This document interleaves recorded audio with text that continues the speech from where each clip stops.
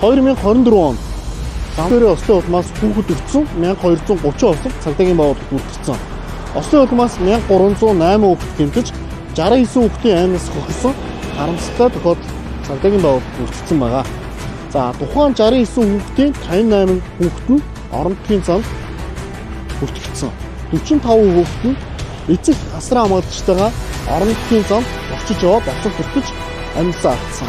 Яг одоо тээврийн ихсэлтэй бага насны хүүхдээ авч явахдаа хажуудаа харгалзах юмтай.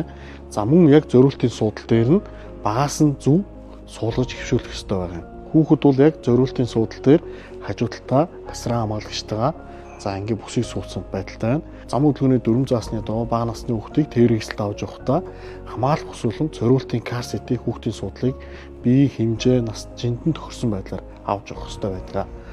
За манай эцэг эхчүүдийн нийтлэг гаргаад идэг зөрчил нь юу вэ гэхээр хүүхдийг өвөр дээрээ урдлын суудлын дээр авч явдаг. За мөн хойноо сул чөлөөтэй зогсоож авч явах юм уу арын суудлын дээр унтуулж авч явдаг. Тэр байтугай багаажиндаа орцсож өгж яваад тэрвэрлээд аваа авч байгаа юм харамсалтай тохиолдлууд байдаг.